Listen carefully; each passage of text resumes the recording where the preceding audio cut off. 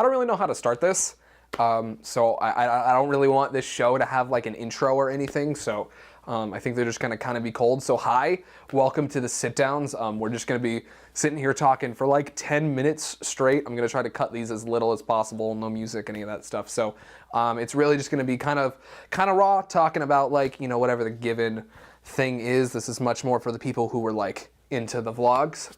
So anyway, today I'm going to be telling you guys a little bit about who I am, for those of you who might be new around here, or just for those of you who aren't new but don't really know like what I do, or like who, like oh yeah, he drinks a lot of coffee, he used to go to Denny's a lot, but like what does that really entail? So I mean, we'll talk a little bit about that, and then dive a little bit into like what led me down this route, like professionally, quote unquote, and then like what my ideas for the near future are. So initially, I would say we'll probably just start with like YouTube, like where my first YouTube channels were, because that's probably the most relevant. I started a Lego channel when I was really young. I was like, gosh, I want to say 8. And I started making like these videos of, actually, I was going to say I'll throw some on the screen. I'll put links in the description. But yeah, I started making little stop motion videos of Lego figures and that kind of thing, and like having like whole wars and like that kind of stuff. I was a kid, so and it was really cool because I would see people like Forest Fire 101 and gosh, what was it? Keshin 8, I think was his name, was another one. Anyway, really talented stop motion filmmakers. And at the time though, I was just like, wow, you guys are really good at playing with Legos. And so that's what got me into filmmaking, videos, YouTube as a whole. And then honestly, just as I grew up, every phase of my life, every time that I was like interested in a thing or I did a thing a lot, it kind of bled over into my YouTube videos. So like I was really into gaming, and then I had, 10 gaming channels or something, like all kinds of stuff. And so, I posted everything from like Call of Duty videos to like where chests are in Skyrim. Like that video's still up. And so like it's cool to me to be able to look at all that. But anyway, so we'll move along. So YouTube channels pretty much for every phase of my life. Like that. So, I had like an art channel. I had video game channels. I had movie review channels, which I think is actually the original movie review channel is the same channel this is probably coming to you from, unless you're watching or listening to the audio version of this. But it was really a turning point for me when, and granted it was kind of like a bot thing, but I got an invite to join Maker Studios as a really small gaming channel. And like, granted, I didn't make anything from it really. It really didn't mean anything, but like some really big channels who I was really a fan of were partnered with under the same umbrella. So people like, at the time at least, Ray William Johnson, and I believe the Your Favorite Martian channel was on there too. I could be wrong, but I think I'm right. But yeah, so it was really interesting to see that like, hey, granted now looking back, it was some representative who had like a quota to meet, so we got as many people as he could, but it was still really cool for me to have a company that I had been, for lack of a better term, just respecting who they can get a hold of for a long time, and then they like reached out to me, and I was like 14, man, like so. That was really cool, and that gave me the first taste of like, oh, wait a minute, this is like an actual thing that like normal people can do, and it's not just you have to be the funniest person or like the best gamer or however that worked out or the most talented artist. Mark Crilly, shout out to anybody who watched. That was such a big phase of my life that I skipped over. I was really into anime, like not like the shows, but drawing anime characters, just because I liked drawing, and they were the easiest to draw. So like my walls were covered in anime characters, and I was not even an anime kid, like at all. I would just Google anime characters and then just draw them. It was like kind of sad and kind of funny. So anyway, moving on, I was always like fascinated with like video and like content and making these like different kind of things. But then one day I like stopped. It was like somewhere around, I want to say like my 5th gaming channel. I was like what I felt like pumping out content, and no one was really watching. They weren't getting shared. I think I had like 20 subscribers or something, and it like was discouraging. And I remember I just kind of stopped making videos. I just like, not in like a nah, I'm done. It was just like I just didn't think of it really. It wasn't top of mind. It wasn't really what I wanted to do. And so for a long time, it like wasn't a skill that I was like working on. I would say like probably 6 or 8 months, where I was just like not doing any of it. And then I think around that time is when I like started vlogging, and not even in like a Casey Neistat kind of, oh my gosh, I like you so much, I want to be you, oh my God, Casey kind of way. It was really just about like, I wanted to start, like being able to look back at stuff, because I would find that I forgot stuff a lot. So I would be like, what happened? And then I would be like, man, I wish I could see that. I wish blah, blah, X, Y, Z. So I started vlogging. And then that, honestly, that and then videos kind of like in the style that Tyler Oakley did, like that, like kind of static shot. We're gonna like make jokes and kind of, there's gonna be like fast edits and stuff like that. That the kind of like main one shot style video tags, that kind of thing. Those and vlogging were really what got me and kept me on this platform, and got me refining a skill that I would one day turn into like an actual job, which was so weird. But yeah, and it was never, I never meant it to be that way. Like I'm very lucky. I was a total fuck up in high school. I just was not really good for anything. And I just made all these videos, and I just kept making videos. And like now looking back, because like I make money with the camera, it's like, it's an okay story. To be like, oh, all I did was make videos. So I've actually been making videos full time for like 10 years, which is true.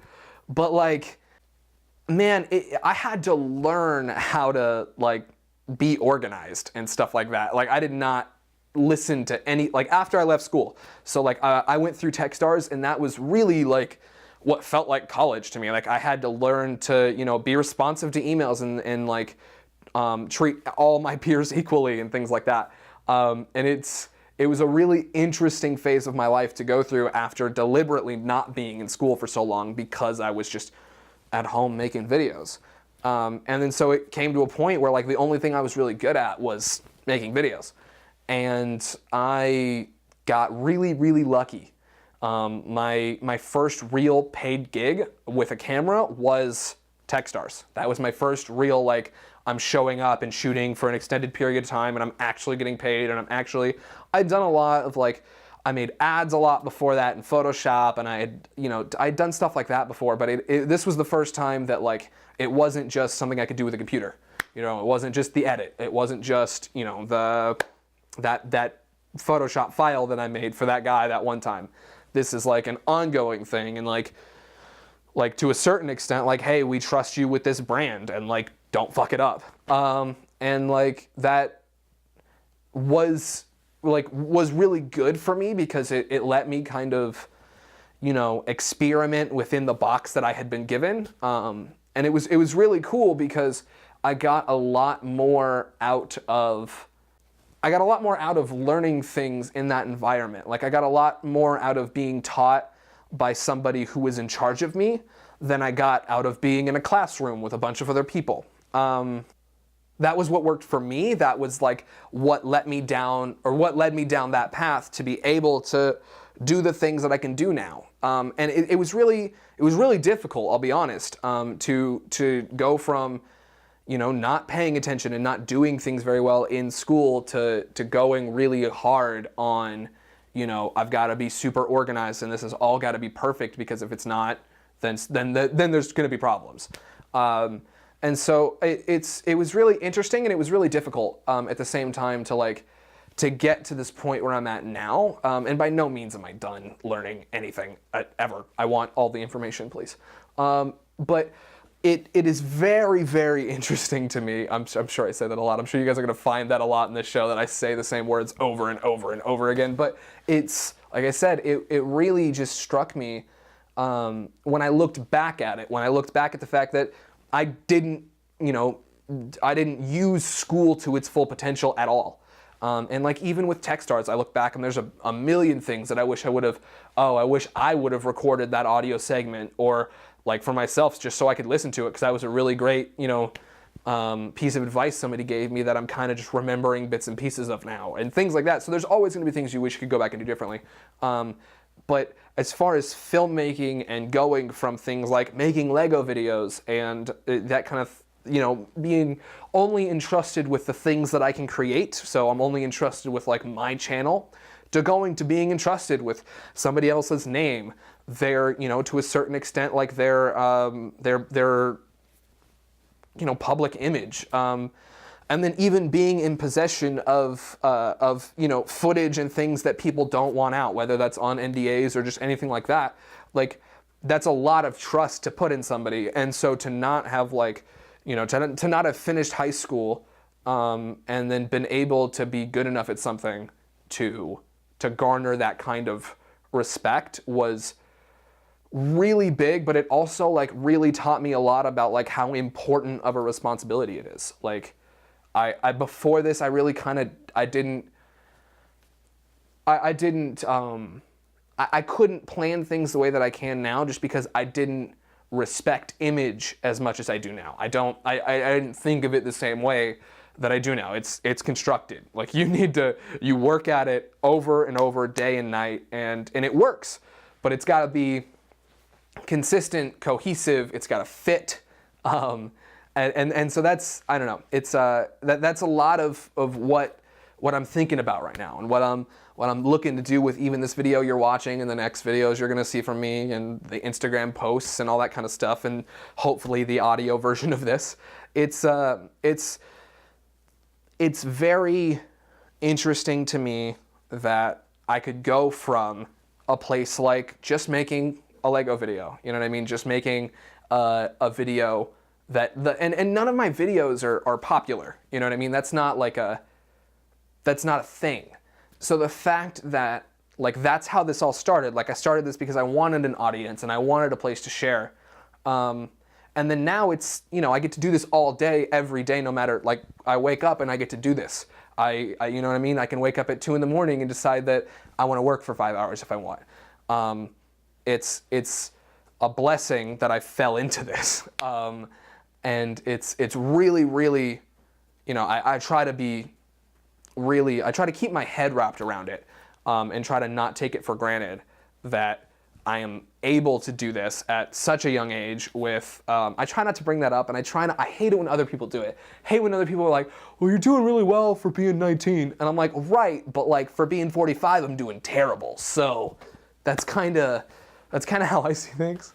But I don't know, it's very cool, and I'm excited to see where this goes.